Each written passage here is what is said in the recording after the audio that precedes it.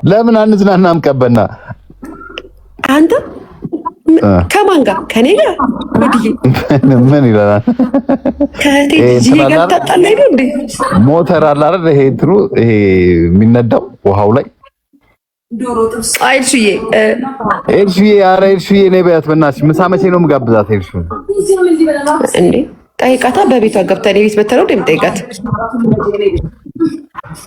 ሊያሽው እንዴት ነሽ? ግን ኬኳ እንዴት ነች? ደህና ድሬስ ለካንቺ ተመችቶሃል? አንተ ምን ዳቦ ቤት ከፈትክ እንዴ?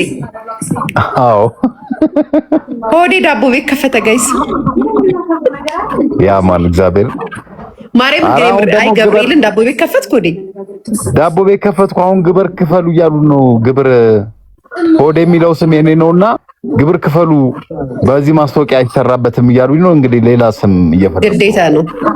ግብርም ታክስም ትከፍላለህ። ባይዘዌ እና ታዲያ ለስሙ ነው ሆነ ተከናወነ። ለስሙ ራሱ ግዴታ ነው ከተከፍላለህ። ዳቦ ቤት ደግሞ በደንብ ነው የሚያዋጣ ካንተ ዳቦ ቤት። እግዚአብሔርን አዲስ ዳቦን እኮ እያስተዋወቅኩላት ነው። ምን አባቱ ገና እያስተዋወቅ ፕሮሞሽን ነው እንዴ? አዎ ፕሮሞሽን እኮ ነው። እኔ ደግሞ ዳቦ ቤት ከፍተህ ማሽኑን ከጀርመን አስጭነህ ገብተህ እኮ ማብኪያውን ይዘህ ገባ መስሎኝ። አይቀርም ሊያሹ። አሁንማ ወደ አዲስ አበባ በቃ ለመጠቅለል እያሰብኩ ነው። በጣም ተመችቶኛል ኢትዮጵያ። አረ ብራንድ አምባሳደር ነው የዳቦ ቤት ኤልሻዳይ ብቻ እንደዚህ ብትል፣ አዎ እግዚአብሔር ብራንድ አረጉኝ። ወዲያው ካላጣው ብራንድ አምባሳደር የዳቦ ቤት አምባሳደር ትሆናለህ።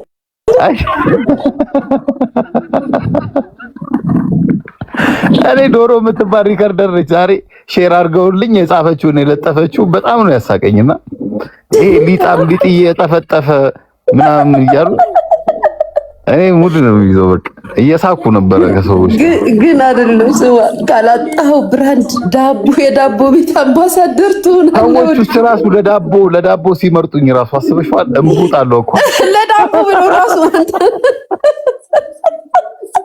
አሁን ሌላ ሰው ለዳቦ ማስታወቂያ አይሆንም። ወዲህ ምን አባቱ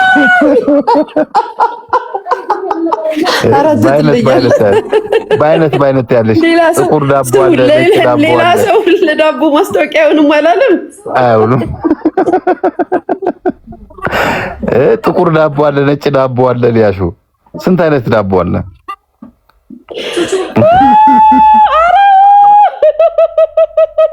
ሆነ ብሎ ነው ሆዴ ኤልሹ እግዚአብሔር ነው ብለሽ አውቀው ደግሞ እኮ ትላልቅ አርቲስቶች እኮ ናቸው ጽፈው የሰጡኝ እኮ ይሄንን አዎ ባይ ዘ ዌይ የኔ ሐሳብ አይደለም አሉ ኮንተንት ክሬተሮች ምናምን አምጥቼ ምናምን እኮ ነው ማርያም እግዚአብሔር በቃ ካንተ ጋር የሚሄደው ይሄ ነው። ሌላ ሰው ዳቦ ማስታወቂያ ሊሰራ አይችልም። ሲጀመር ዳቦ ማስታወቂያ አይፈልግም። ለመጀመሪያ ጊዜ እኮ ዳቦ ቤት በቲክቶክ ያስተዋወቅን አንተ እኮ ሌላ እግዚአብሔር። ከዛም ደግሞ አምባሳደር የሚሆን ከነክ አዎ እግዚአብሔር። እኔ ግን ገብርኤልን ምን አስቤ እንደነበር ታውቃለህ? ማርያምን ወዲ ማርያምን ያው ማሽኖች አሪፍ ስለሆኑ ጀርመን በቃ ይሄ ልጅ ከጀርመን የዳቦ ማሽን ይዞ ገብቶ ዳቦ ቤት በረገደ ይመቸው ምናምን እያልኩ ነበር። ወደፊት አይቀርም ነው ለካስ።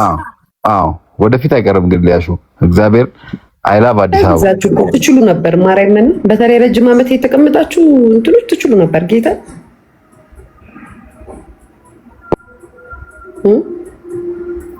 አሎ ሊያሹ ወይ ወደ እየሰማሁህ ነው። አይ አሪፍ ነው። እንኳን የዳቦ አምባሳደሩን ክልን ወንድማችን ኮርተንብሃል። አዎ ሰው ዳቦ መብላት አለበት። ዳቦ የማይበላው ዳቦ መዳረስ አለበት። ዳቦ አንተ ደግሞ ዳቦ ትወዳለህ። ዳቦ ለሁሉም ሰው ጠቃሚ ነው። እናቴ ትሙት ሊያሹ አሁን ጠዋት ተነስቶ ዳቦ የማይበላ ጥቁሩ አሪፍ ነው። አዎ ለጤና ጥሩ ውስጡ እንቡጣለሁ እንትኔ አለው እግዚአብሔር።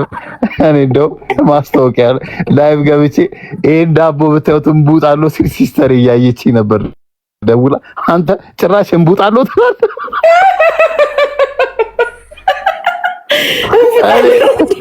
አሬ የሆነ ማሳመሪ ነው። ለካ ሌላ ታሪክ ነው። ጭራሽ አንተ ቡጣሉ ተላላልሽኝ በልብለውክ ነው እንዴ? ተጫወቱ። አዎ እግዚአብሔር ኖ በልብለው ዳቦም ቡጣለው ስክሪፕት እኮ ነው ስክሪፕት እንደዛ በልብለው ግን አንተ ስታነበው አልገባም እንዴ? ቡጣለው ስትል አዎ ያው ግድ ነው ማለት አለብሽ። ለምን ታውቂያለሽ ሊያሹ አንደኛ አዲስ ዳቦ በጣም ሎንግ ታይም እኔ እንደ ጓደኛዬም ነች እንደ ፍሬንድ ነች እና አንደኛ እሷንም ሰፖርት ለማድረግ እኔም ሰፖርት ልታደርገኝ ፈልጋ፣ ሁለተኛ ነገር ደግሞ ታውቂያለሽ ውጭ ያሉት እኮ እንደዚህ ደሃ ማብላት ምናምን ይፈልጋሉና እነሱን እንድትጠቀም ፈልጋ ነው። ገብቶሻል? እንደዚህ እንጂ ዳቦ ማስታወቂያ ያስፈልገውም። ግን ሲታሰብ ዳቦ በሆዴ ማስታወቂያ ይሻላል ብሎ ባይዘው ይሄን ስራ ያመጣልኝ ጃፒ ነው። ኧረ እባክህ አዎ የጃፒ ስራ ነው። እየሳኩኝ ነበረ። ለማንኛውም ዳቦ ሆዴ ብናለ በጥቁሩ አሪፍ ነው ብሏቸዋል። እንቡጣለው የጥቁሩ በጣም ሳይሆን ለጤና ጥሩ ነው። ሊያሾይ ለጤና ጥሩ ነው። ጥቁር ዳቦ አሪፍ ነው። ያ እየበላ ነው። አንተ ግን ተስሞንቶ? አዎ እንዴ አላየሽኝም? በጣም ወፍሬያለሁ እኮ። አዎ ወፍራል፣ አምሮብሃል። አዲስ አበባ አንቺ ምቾት ነው እንደ እጃችንን ታጥበን እየበላን። አዲስ አበባ እኮ ሌላ ታሪክ እኮ አያታ። ኧረ እኔ ስደት አስጠላኝ። እጄን አስታጥቡ እያበሉኝ እና ታዲያ ወደ መሰለ የተቀበጥነው ሀገራችን ተናፋቂ ሆናለች። ጋይስ አልገባችሁም? ጌታ ወደፊት እኔም ፊቴን ወደ ኢትዮጵያ እያዞርኩ ነው። ጠቅላይ ሁላችሁም ጠቅለላችሁ ታዩታላችሁ። እውነት በጣም አሪፍ ነው። ብቻ ባዶ እጃችሁን ግን አትምጡ፣ ገንዘብ ይዛችሁ ነው። እሱ ያለ ገንዘብ ሳይሆን ገንዘባችሁን እዛ ጨረታችሁ ዝም ብለን ሀገራችን ብላችሁ አትምጡ፣ ከነ ገንዘባችሁ ነው። ደግሞ በአብዛኛው ዲያስፖራ ሲመጣ ደግሞ ለመዝናናት ብቻ ባይመጣና አንዳንድ መልካም ስራዎችን ሰዎችን ዳዎችን ምናምን አስተዋውሶ ቢሄድ አሪፍ ነው። ዲያስፖራዎች በነገራችን ላይ አሁን እንደውም ዲያስፖራዎቹ በጣም እየባነኑ ነው። ድሮ ዲያስፖራዎች ማለት ነው ይመጡና በቃ በጣም ብራቸውን ረሽተው የሚመለሱት። አሁን ግን አፓርትመንት የሆነ ነገር ላይ ብራቸውን እያዋሉ ነው የሚታወን የታዘብ ድምፅ ያስተጋባል። አቦ በእናትህ ምንድን ነው? ጋይስ በጣም ነው ድምፅ የሚያስተጋባው እሱ ጋር እና የአሁን ዲያስፖራዎች ጋይስ በፊት እንደዚህ ዲያስፖራዎች አይዋንኑም። ይመጣሉ ለ3 ወር ለ4 ወር ምናምን መጥተው ብራቸውን በተን አድርገውት ነበር የሚሄዱት።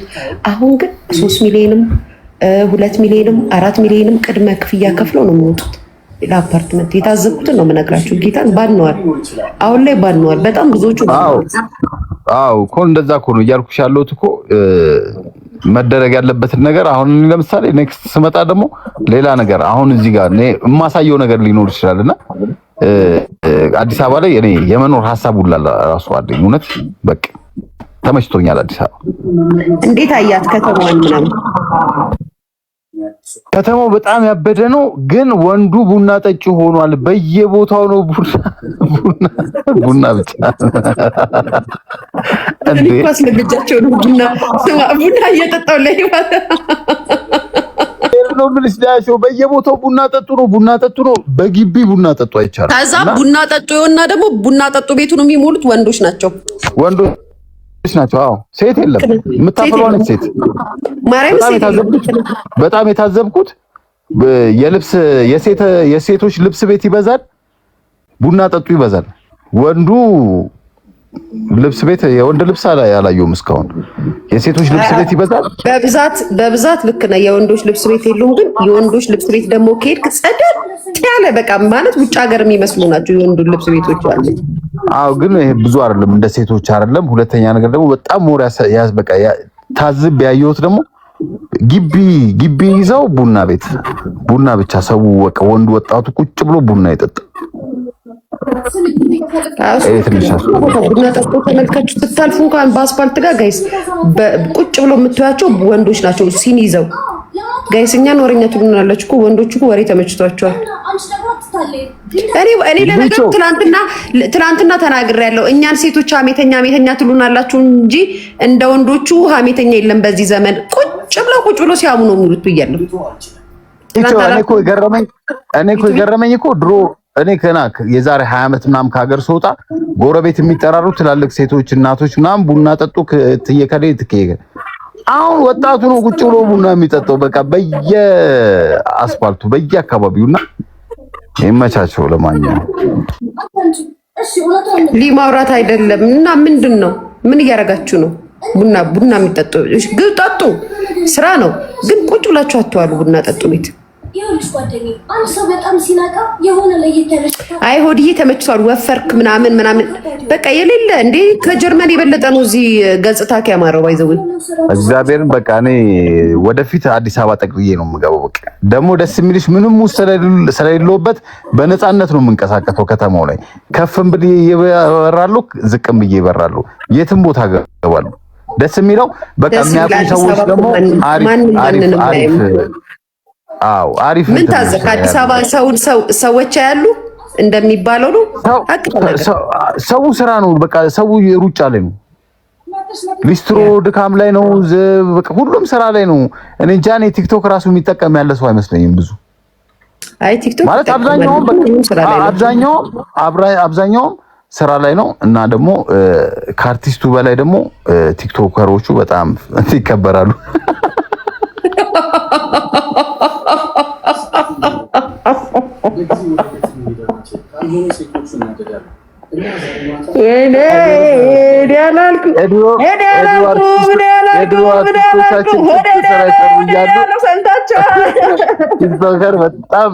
በጣም በቃ የሆነ ምንጣፍ ተነጥፎላቸው ምናምን ሲሄዱ አይቻሉ። ይመቻቸው። በዚህ አጋጣሚ ልቾ የኢትዮጵያ ቲክቶከሮች ማለት ነው ወሬ የለባቸው ምናምን በጣም ይመቹኛል። ሁሉም በቃ ምንም ውስጥ የሉበትም። ሀሜት ላይ ወሬ ላይ ጸብ ላይ ምናምን አይቻቸው አላውቅምና ይመቻቸው። አሪፎች ናቸው በጣም። ማሜን ለማግኘት አላሰብሽም? ማሜም እኮ አዲስ አበባ ነች። አዎ ትጨርስ ትዝናናና የተመቻት ቀን ምንድን ነው ትጨርስ ማለት እንዴ? ከባሏ ጋር እያጣጣመች አይደል እንዴ? ምንድን ነው የምትለው? እየተዝናናች ነው። ማሜ እኮ ምርጥ ያራዳች የፍቅር ጊዜዋን ትጨርስ በደንብ። ከተመቻት የተመቻት ቀን አገኛታለሁ፣ ችግር የለውም። ባይሆን ማሜ ምርጥ ያራዳች ነች። አገኘኋት። ኦኬ ተገናኛችሁ ካንተ ጋር? አይ እሷ ያ ኖ ከኔ ጋርማ ሁሉም ሰው ይፈራል እኮ። ማሜ ኦልሬዲ ከኔ ጋር ችግር የለባትም። ላይክ ግን ብዙ ሰዎች እናገኛለን ነው ልይኝ እኔ ነሽ እናገኛለን። ምሳ በላለሁ ወይ ሌላ ስም ስለሚሰጡኝ ለሌላ ሰው ስም እንዳይሰጥ ብዬ እኔ ከሰው ሸሻለሁ። ግን ማሜን ባይሆን አገኟት። ሴት ልጅ ነች፣ አዲስ አበባ ነው ያለችው። ፈታ አድርጓት፣ አገኟት። በቃ የሆነ ቡና ጠጡ ምናምን። ያ አዲስ አበባ ላይ ቡና ምናምን አንጋብዝም ማለት እሷ እኮ ቢዚ ናት ነው ያልኩኝ እኮ ነገር ያው ችግር የለብንም። ማሜ የሀገሬ ልጅ በደንብ ነው ማስተናገዳት፣ ግን ቢዚ ናት።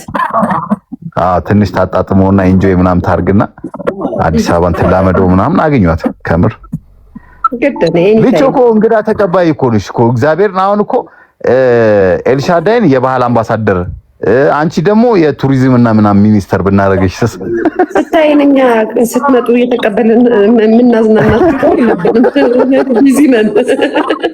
አይ ልጅ እግዚአብሔር ነው ባይ ዘ ዌይ ግን ነው የምትሰሚ አዲስ አበባ ላይ እንደዚህ ነው የምትኖሩት? ግን እንዴት በቃ እንደዚህ በቃ ፈታ ብለን ምናምን ነው የምንኖረው። ማርያም ነው አዩ አላይፉን። ኧረ ስደት አስጠላኝ። እኔ እኮ ስማ እግዚአብሔር ምስክሬ ነው። ቱርክ ለአንድ ወር እጄ እኮ ጨንቆኝ እኮ ነው መመለሰው። ታምናለህ? እንደዛ ቱርክን በፍቅር ሞዳት ሀገር እኮ ናት። በፍቅር ሞዳት ግን ጨንቆኝ ተጨንቄ ነው ወደ ሀገር የመመለሰው። እውነትሽን ነው እናቴ ትሙት። እኔ ራሱ አሁን በቃ እንዴ እስከዛሬ ድረስ ምን ሆኜ ነው ምናምን ያልኩት። እግዚአብሔር ውጭ ያላችሁ ግቡ፣ ሀገራችሁ በጣም አሪፍ ነው። እኔ ተመችቶኛል። ባይዘው በጣም ኢትዮጵያ እንደምታው ገንዘብ ግን የማልክዳችሁ ገንዘብ ይኑራችሁ። ገንዘባችሁን ይዛችሁ ነው ገንዘብ የምትሰሩበት ማለት ነው፣ የምትንቀሳቀሱበት ያንን ነው። በተቀረ ካላችሁ አገራችሁ ወርቅ ናት። በቃ ወርቅ ሰርታችሁ ስትሰሩም ትሰራላችሁ፣ ስታገኙም ታገኛላችሁ። አሁን ወዴ በጣም ነው የሚያስጠላክ። እንደ ኪዲን አላያትም እንደ 6 ወር እኮ ነው የተቀመጠችው። ምን ተፈጠረ? ችግር አለ እንዴ? እኮ ቪዛ እኮ አላራዝምም ብለውኝ እኮ ነው። ቪዛ ከአንድ ወር አሁን በቅርብ ቀን እመለሳለሁ። ማርያምን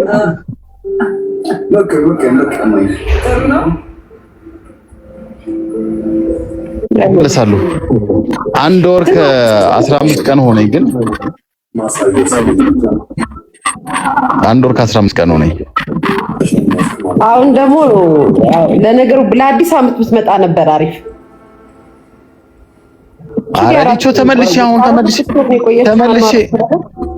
ተመልሼ እመጣለሁ። አሁን በፈጠነ አልቆይም። ብዙ ሄጄ እዛ ራሱ ለአዲስ ዓመት ደግሞ በተለይ ባህል ደግሞ ሲሆን በቃ ሌላ ታሪክ፣ ሌላ ዓለም ነው በቃ የሚመስሉት ሌላ ዓለም። ትዝ ይልሻል ገና